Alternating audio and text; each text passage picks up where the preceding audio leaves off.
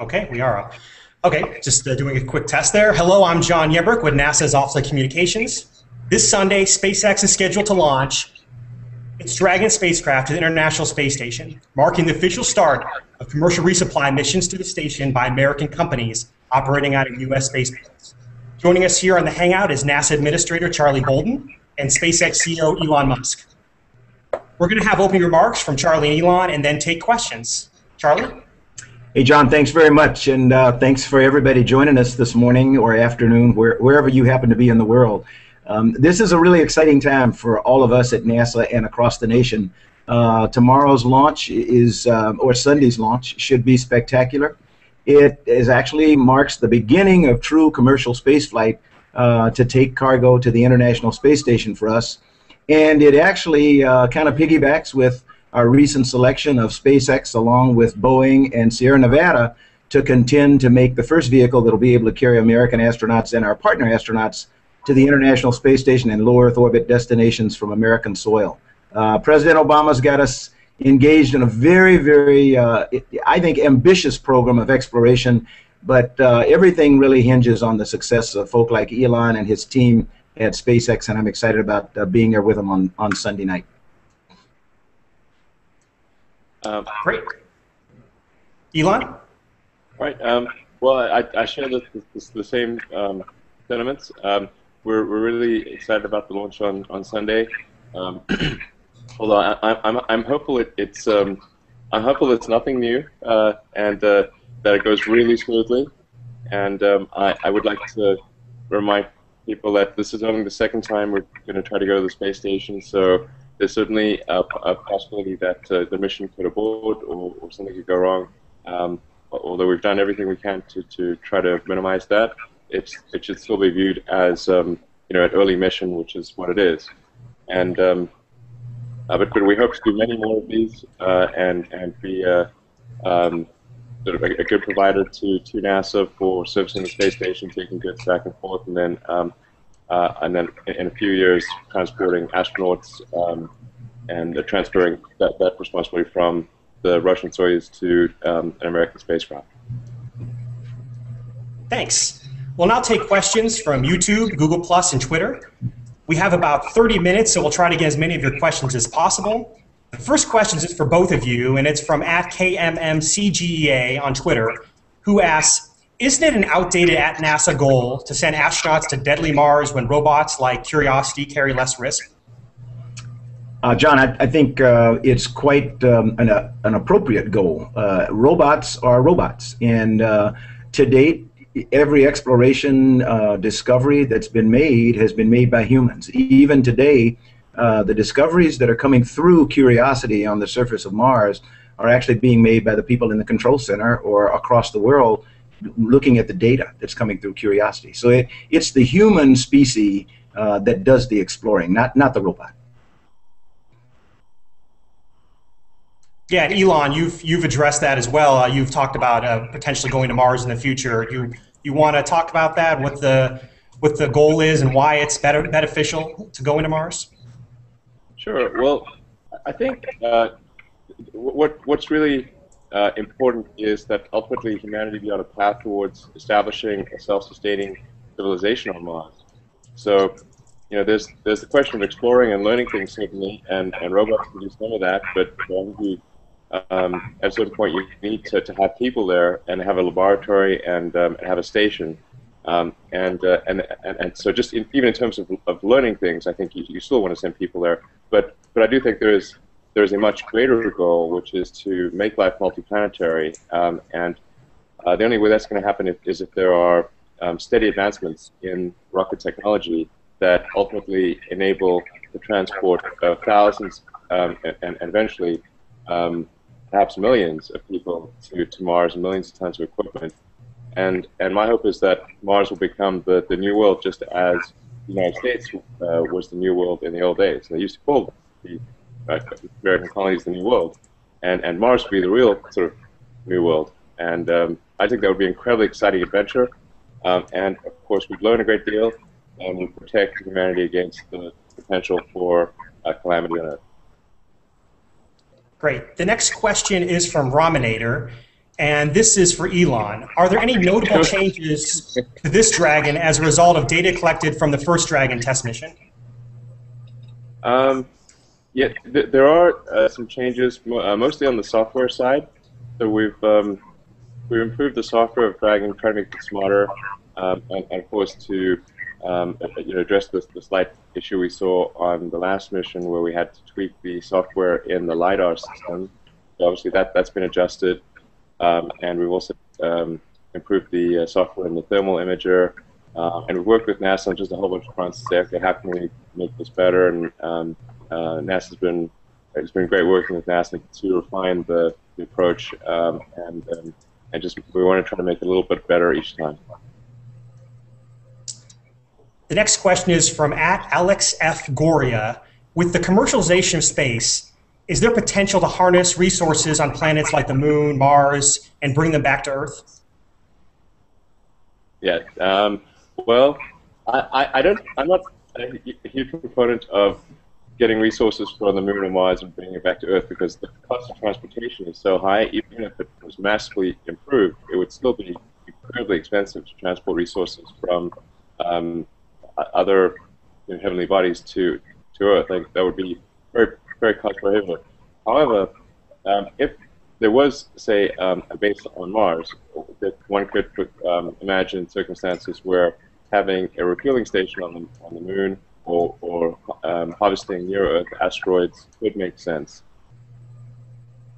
John, I'll add one other thing. I don't think it's important, as important, to bring resources back here to Earth as it is to find the types of resources that we need to enhance the survival of humanity on Mars or the Moon or wherever we go. We currently spend a lot of time looking at what we hope will prove to be microbes on Mars, from which we can produce materials like concrete, foods, and the like, so that we don't, have to pay the price of lifting tons of equipment and material from Earth to that destination, but that we do it there on the Martian surface. Fuels like methane and other things. So I think that's the hope in our case of since we're hopeful of long-term stays there, finding the resources you need there so that all you have to pay is the price of transporting the humans.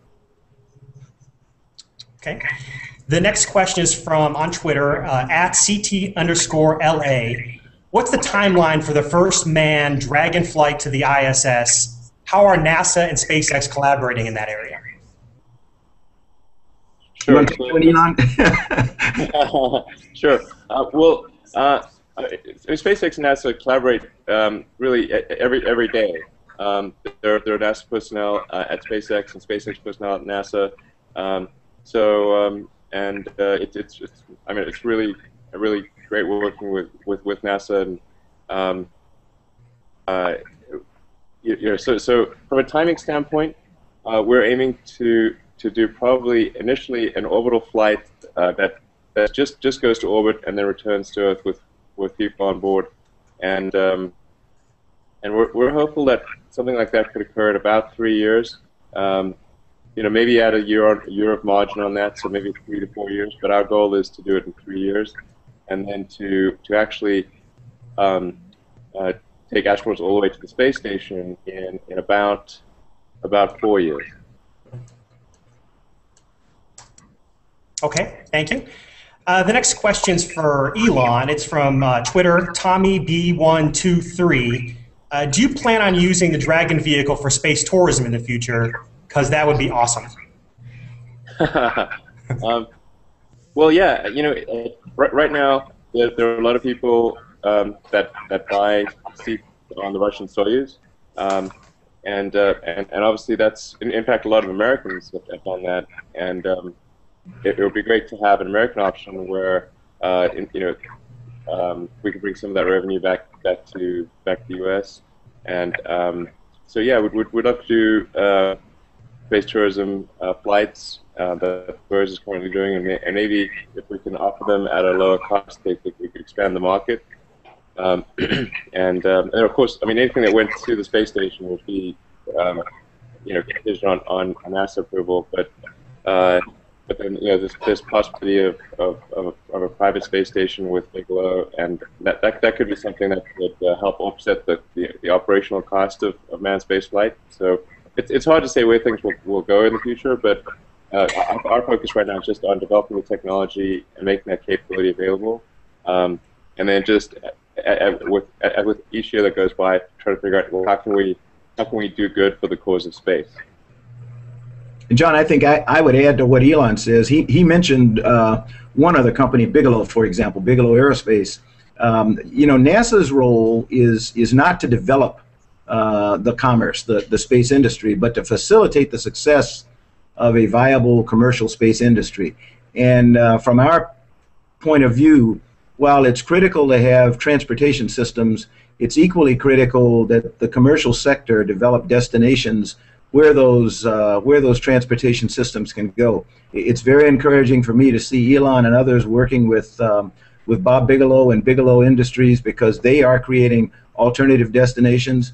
It would be very interesting to see the commercial sector expand the use of low Earth orbit for things like materials processing, pharmaceuticals research, and the like that are done places other than the International Space Station. And I'm encouraged when I look at Elon's manifest in that for the cargo side anyway, the vast majority of the items on his manifest are non-NASA. And that's what we're trying to do, is facilitate the true development of a real commercial industry where the government is an anchor tenant but not the primary source of income. Okay, thank you. The next question is from the YouTube stream, and it's from Land of Dreams. The question's for Charlie Bolden and Elon. What are your thoughts on making the transition from chemical systems to new propulsion methods such as solar? I think it's absolutely essential if we really want to develop the capability of routine interplanetary travel for humans. We've got to revolutionize the speed with which we make that travel, and that can't be done on today's chemical-based engines. So whether it's solar electric or nuclear or other plasma fusion, we've got to make some progress there. Right. I think there's chemical propulsion is good for getting out of Earth's gravity well. And there are a lot of improvements that can be made in chemical propulsion. I think that one can take rocket technology quite a bit further than has been taken thus far. But for interplanetary travel, that's where electric propulsion, or really sort of ion drives of one kind or another, can be quite helpful. You can't use them to get off the planet because you can't generate enough thrust. But once you're in orbit, they can be pretty helpful for shortening the journey between here and Mars and other destinations in the solar system.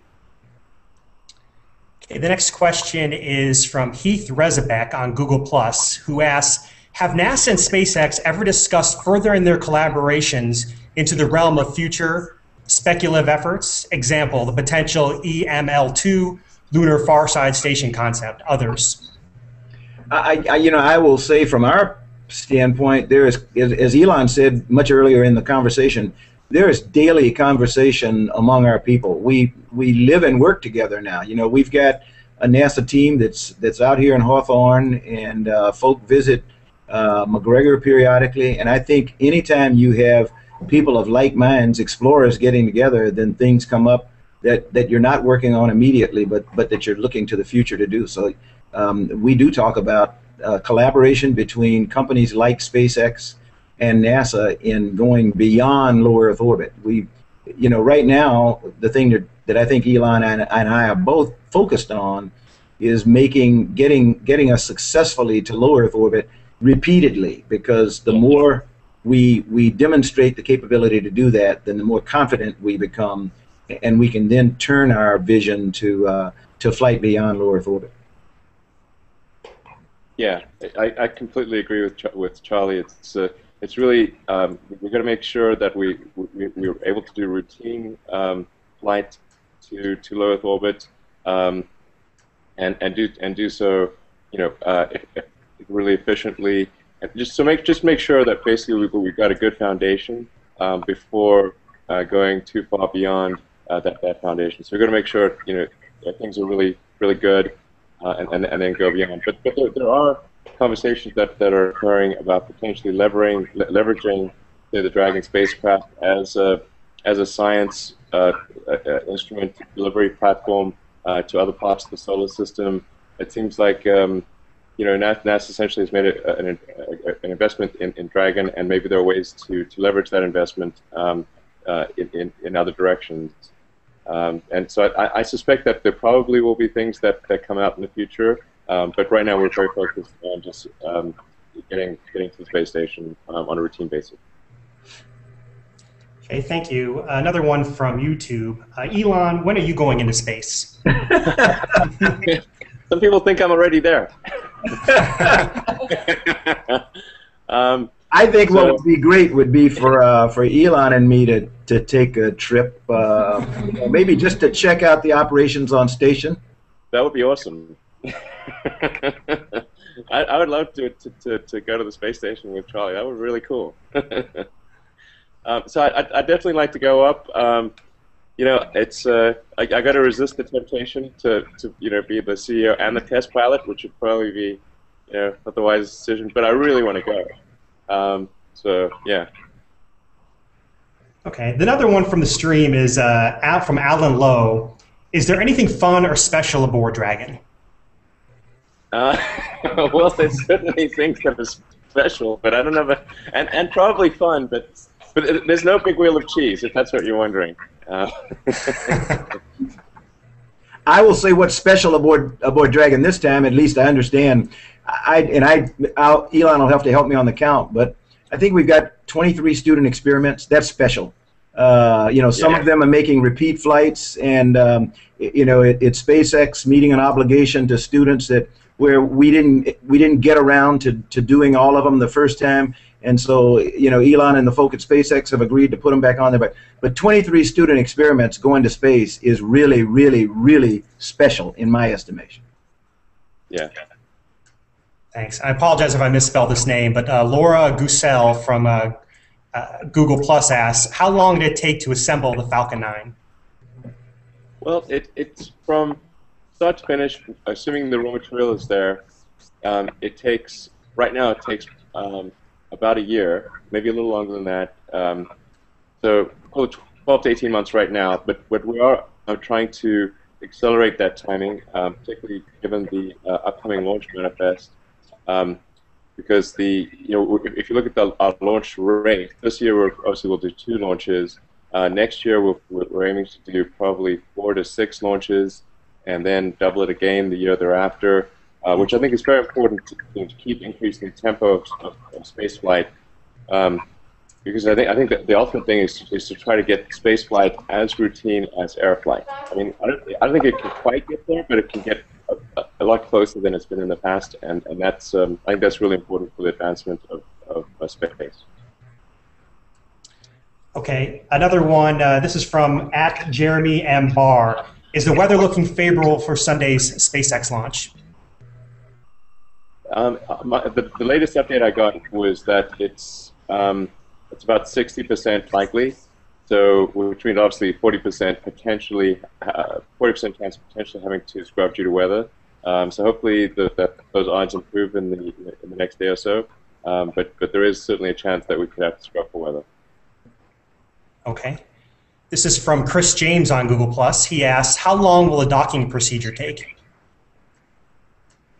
Well, it's basically depends on when one counts the time. Once we're quite close to the space station, it's several hours. But then it takes us about a day to get close to the space station.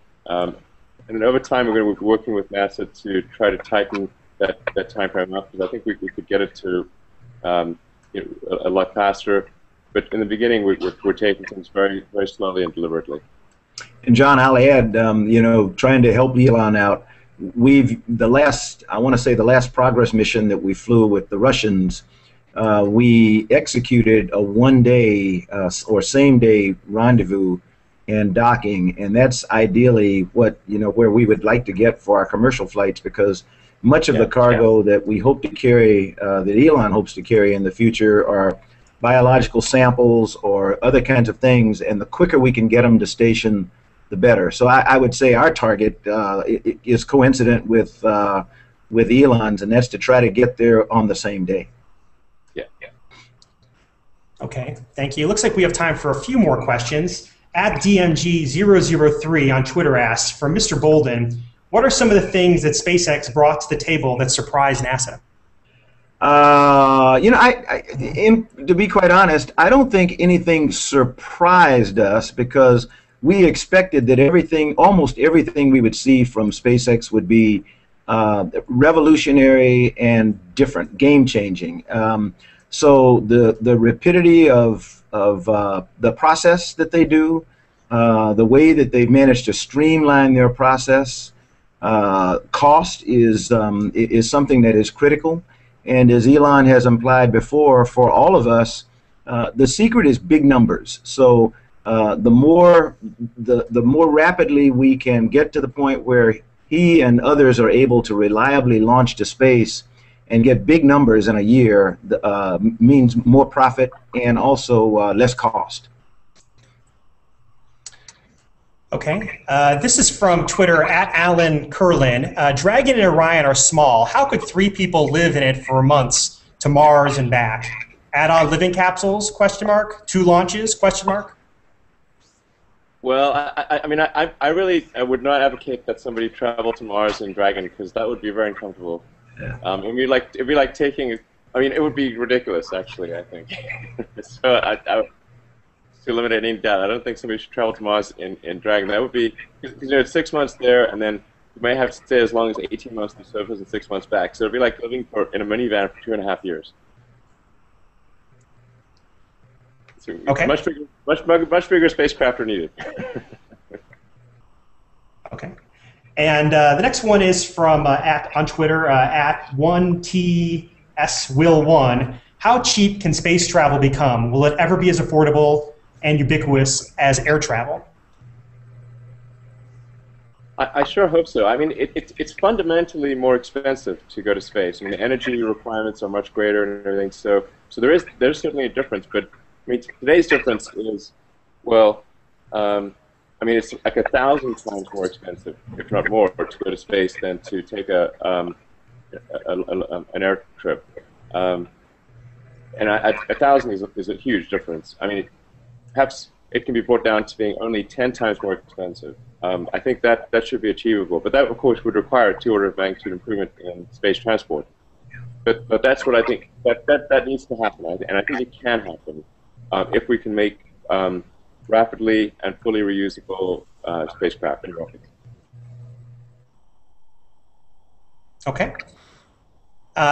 This is for both of you. What's the most interesting new technologies you see in the near future in the space industry? You want to take the first shot, Elon? Sure.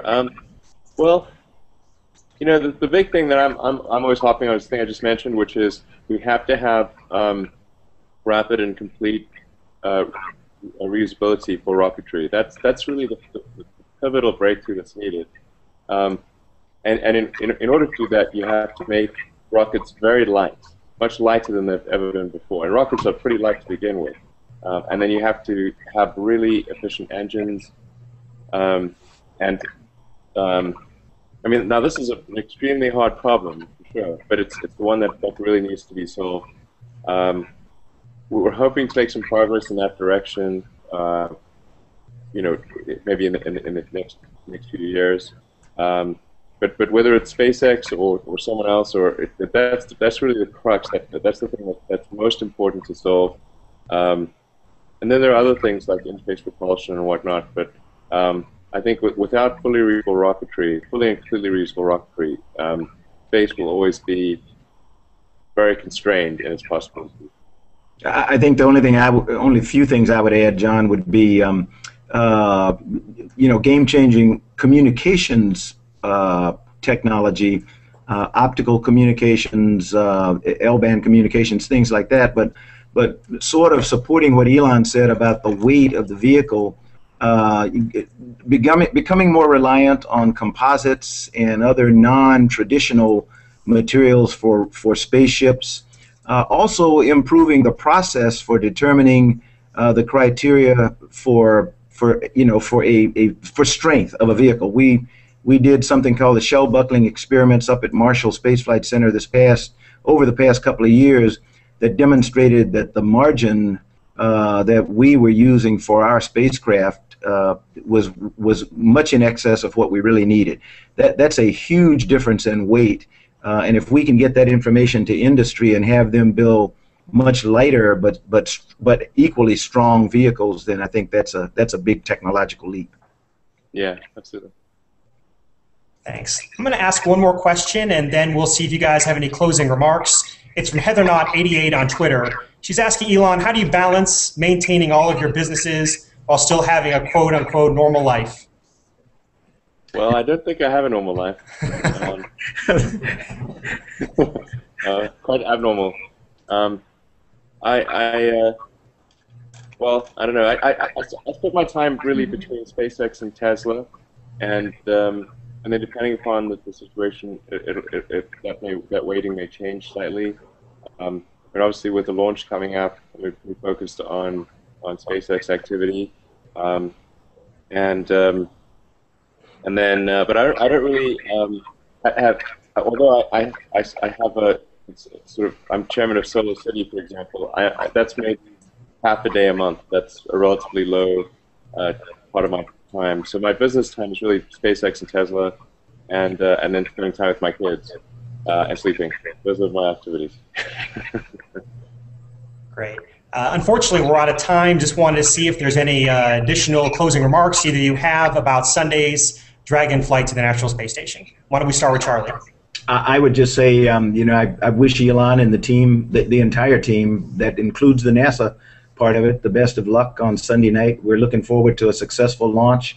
And I would encourage any and everyone who can get to a television or online or anything to help experience this. It's absolutely incredible to see something leave the planet, no matter what it is, and hopefully everybody will take advantage of the opportunity to do that. Thanks. Elon, you have anything you want to add? No, I think just that, yeah, it's going to be a very exciting night on Sunday, and we're going to be, I always get kind of nervous before these flights, thinking like, what have we missed, because I think you're working with NASA. We've done the best we can, so it's possible that something goes wrong on Sunday. That's always a possibility, but I feel like we've done everything we can to make the mission as successful as possible, and I hope people enjoy watching it. Great. Thanks, Charlie. Thanks, Elon, for joining us. This Hangout officially concludes, and thanks, everyone online, for all your great questions today. Have a good day. Thank you, John. Take care. See you, Elon. Bye.